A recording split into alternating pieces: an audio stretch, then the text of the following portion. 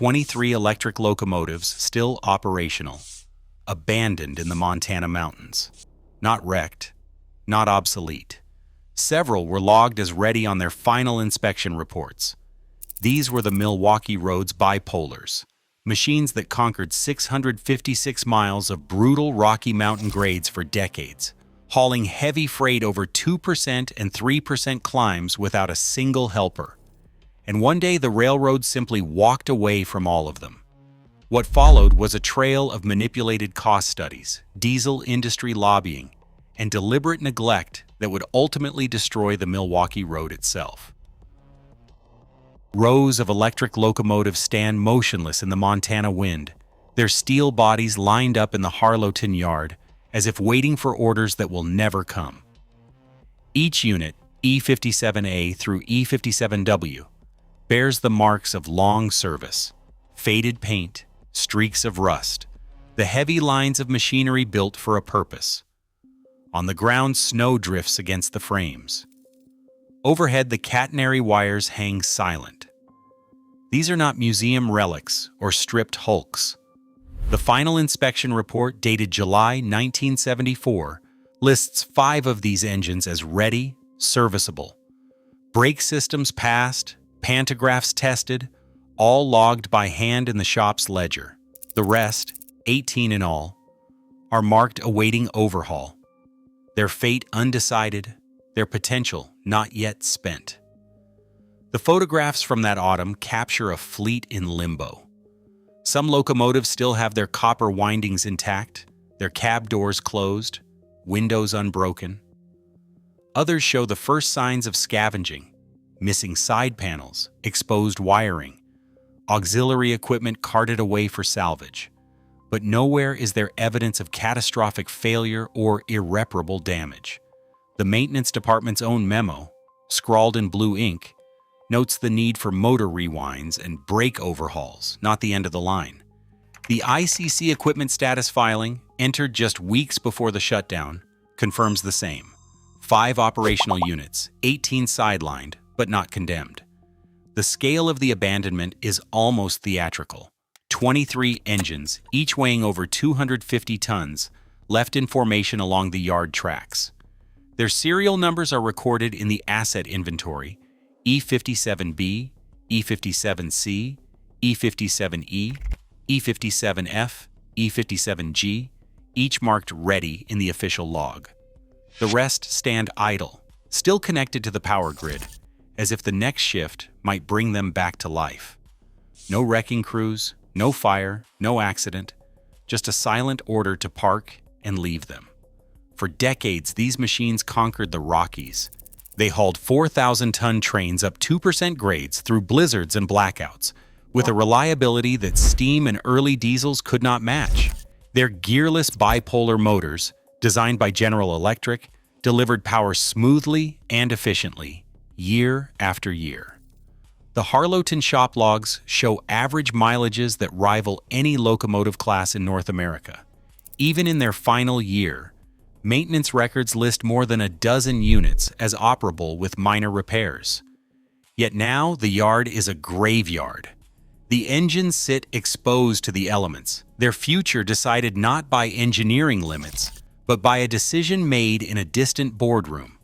The photographs, high resolution, time-stamped, and cross-referenced with inventory sheets, are irrefutable. This was not a system that failed. It was a system abandoned. The question hangs in the cold Montana air. Why would a railroad walk away from a fleet that still worked? The answer, buried in ledgers and memos, is not yet clear. But the images remain, a haunting record of power and potential, left to rust in the shadow of the mountains they once ruled. Hydroelectric power changed the equation for mountain railroading in the Northwest. By the 19-teens, Milwaukee Road engineers saw the advantage in harnessing the Missouri and Yellowstone rivers. Water rights and dam construction delivered electricity at just over 1 cent per kilowatt hour, far cheaper than coal and insulated from the strikes and price spikes that plagued steam operations. With long-term contracts in place, the railroad gained control over its energy future, a rare stability in an unpredictable industry. The Pacific Extension posed a relentless challenge, 656 miles of tough terrain, with grades of 2% and 2.2% and stretches that climbed even steeper. Steam locomotives, even the largest mallets, struggled here. They lost power in the thin mountain air, choked on smoke in tunnels, and stopped often for water. Engineering drawings from Chicago laid out the reality: nearly 2,000 feet of elevation gain between Harlowton and the Continental Divide, with switchbacks and tunnels that punished any locomotive not built for continuous, unyielding force. Electricity offered a solution grounded in data, not dreams. With hydropower flowing at a steady, predictable cost, the railroad could install an overhead catenary delivering 3,000 volts direct current across hundreds of miles. This was not a gamble. Technical memos and archived studies show the calculations. A gearless, direct drive electric motor could put more power to the rails than any steam engine, with less mechanical loss. The idea was straightforward: mount the motors directly to the axles, skip the gears, and let electricity do the heavy lifting. No fireman, no coal tender, no risk of boiler explosions at altitude. General Electric's 1918 and 1919 design drawings reveal the core of the system: 12 bipolar traction motors, each designed for sustained output without the heat, noise, or constant maintenance of reciprocating engines. The 1BD plus DB one-wheel arrangement spread over 450,000 pounds of adhesive force on the rails. On paper and in practice, this meant a single electric locomotive could start and haul a 4,000-ton train up a 2% grade, where steam engines needed 2 or even 3 locomotives. The direct mounting of motors, a radical break from tradition, reduced wear and allowed for smoother, quieter operation. Maintenance intervals stretched from weeks to months, and the absence of gearboxes meant fewer breakdowns on the most punishing stretches. Records from the 1920s and the 1930s confirm the promise. The electrics ran through blizzards and tunnels where steam engines faltered. Shop logs from Harlowton and Deer Lodge list mileages and turnaround times that matched or beat any locomotive class in North America.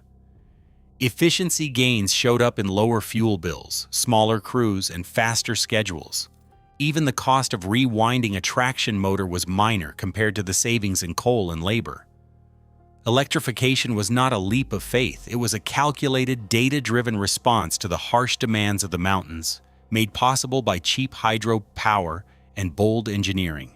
For decades, the system delivered exactly what it promised: reliable and efficient power over some of the steepest grades in the country. Timetable run sheets from the 1950s tell a story that numbers alone cannot capture.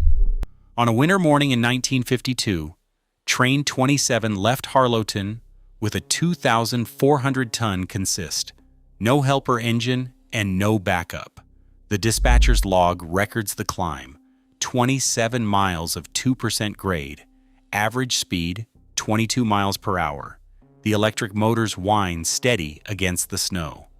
Energy ledgers from the same month show the run used just over 2,100 kilowatt hours, a figure that translates to less than 0.9 kilowatt hours per ton mile. The diesel comparison, entered in the engineering department's ledger 2 years later, came in at 1.4 kilowatt hours per ton mile on the same stretch. The difference was not just in energy. The train made the summit in under 2 hours without a single unscheduled stop. Crew reports, scribbled in the margins, note the absence of wheel slip, the ease of maintaining speed through the tight curves, and the lack of smoke in the tunnels. One unsigned entry reads simply, "No helper needed. No trouble." The energy cost for the entire journey, calculated at 1.8 cents per kilowatt hour, came to less than $40 for 1,000 ton miles, almost half the cost of the diesel alternative at the time. Maintenance logs for the month list only routine inspections, pantograph shoes replaced, a blower motor cleaned, nothing more. The same records show availability rates above 90%, and a mean time between failures that outpaced every steam and early diesel class on the line. Cost and reliability were evident on the page. For over 2 decades, these numbers repeated across the ledger. Heavy trains, steep grades, winter storms, yet the Bipolars delivered day after day, with no need for extra power or last-minute substitutions. The evidence lies in the run sheets and the energy ledgers, a system that worked, not just in theory, but in the hardest conditions American railroading could offer. Doubts began to surface behind closed doors, long before the wires fell silent. In the early 1960s, a finance subcommittee met in Chicago, poring over ledgers and maintenance projections. Their notes, preserved in the board archives, reveal the first fractures in the company's confidence. A proposal circulated among the directors to defer all major catenary upgrades until a new traffic forecast could justify the expense. The language is cautious, saying postpone capital outlay pending further review, but the implications were clear to anyone reading between the lines. A memorandum from 1964, initialed by an assistant treasurer, questions whether the electrics should be considered a core asset or a legacy burden. The finance staff, armed with cost models and depreciation schedules, pushed for a freeze on new parts orders and recommended shifting repair work to the diesel shops. Meeting minutes from that same year show a growing divide as engineering managers argued for a phased renewal of substations and wire, while the finance team insisted that every dollar spent on electrification was a dollar lost to the diesel transition. By 1966, board subcommittee notes document a formal request to halt all non-essential investment in the Harlowton to Avery corridor. The proposal, written in the careful script of the finance director, asks whether further capital allocation is justified given declining net ton miles. The maintenance department's warnings went unheeded. Instead, the internal debate hardened into policy, defer, delay, and wait for the numbers to tip. The seeds of abandonment were sown not by technical failure, but by a creeping uncertainty in the boardroom, a quiet, calculated hesitation that would soon open the door to outside influence. Diesel salesmen arrived with promises as bold as their suits, armed with glossy brochures and polished statistics. Trade journals in the 1960s filled their pages with diesel success stories, claims of lightning-fast payback periods, lower maintenance, and the freedom to run anywhere, wires or no wires. In full-page ads, EMD and General Electric boasted that their diesels could pay for themselves in just 5 years, a number that seemed to leap from every marketing sheet and boardroom pitch. But the pitch went deeper than advertising. Federal tax law, rewritten in 1962, handed railroads a powerful incentive: accelerated depreciation for new diesel locomotives. This let companies write off the full cost of a diesel in half the time allowed for electrics, slashing tax bills and making diesel purchases look like instant profit on the balance sheet. Internal memos from Milwaukee Road's finance office, archived in the 1964 annual report, reference these incentives directly. Section 179 depreciation allowances make diesel acquisition fiscally prudent. The numbers, massaged by accountants and repeated by outside consultants, tilted every comparison in diesel's favor. Meanwhile, diesel manufacturers courted railroad executives with factory tours, test runs, and even direct rebates on bulk orders. The trade press echoed every talking point, painting electrification as a relic and diesel as the future. Behind the scenes, industry lobbyists worked Congress for tax breaks and regulatory relief, ensuring that every new diesel order carried a little extra sugar for the bottom line.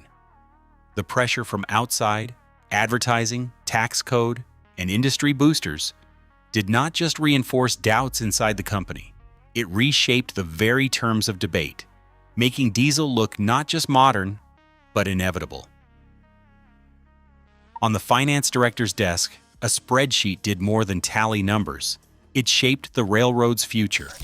The official cost study, circulated in 1972, set the lifespan of the electric system at an aggressive 20 years, shaving millions from the book value with each passing month. This choice alone doubled the annual depreciation charge compared to the industry's standard 30-year schedule. Buried in the formulas, a 10% discount rate discounted future benefits so steeply that any long-term savings from electrification seemed to vanish. The power contract, locked in at a fixed price line, ignored the historic trend of falling hydro rates and the railroad's own ability to renegotiate. Every cell in the model pushed the narrative. Electrics were a financial drain, not an asset. The finance director's notes, later subpoenaed during bankruptcy proceedings, show how maintenance backlogs were multiplied by a factor of 1.15, inflating projected repair costs. Crew expenses were bundled into a per-mile average that favored diesels, even as internal timesheets showed only a marginal difference. The resulting charts, heavy with red ink on the electrified lines, became the backbone of every board presentation. When outside auditors reviewed the numbers, they flagged the assumptions, the short depreciation, the high hurdle rate, the static power cost. But by then, the narrative was set. On paper, the electrics could never win. The story of abandonment began not with a broken machine, but with a spreadsheet built to close the books. In 1970, an internal audit landed on the desk of the Milwaukee Road's maintenance chief. The number was staggering: more than $3 million in deferred repairs across the electrified zone. Catenary wires, once the arteries of the mountain railroad, sagged in winter and sparked in the summer wind. Shop work orders stacked up, pantograph shoes overdue for replacement, substations flagged for urgent transformer rewinds, insulators blackened by years of flashover. The backlog crept from the ledgers onto the rails themselves. Crews logged growing delays as wire tension dropped and contact points failed. By the winter of 1971, the Harlowton shop's own supervisors warned that the main line could not guarantee continuous power through the next blizzard. Overhead catenary hangers bent under the weight of ice, while the shop's inventory for replacement copper dwindled to single spools. The audit did not just tally costs, it cataloged the system's slow unraveling. Reliability rates, once above 90%, fell as outages forced engine swaps and stranded trains. Shop memos from 1972 list entire weeks when no major repairs could be funded. Only patchwork fixes, borrowed parts, and postponed overhauls. The official maintenance backlog, cited in board presentations, became the evidence used to justify the coming abandonment vote. The numbers on the spreadsheet translated directly into rust and risk on the main line. For the men in the shops, the story was not about accounting.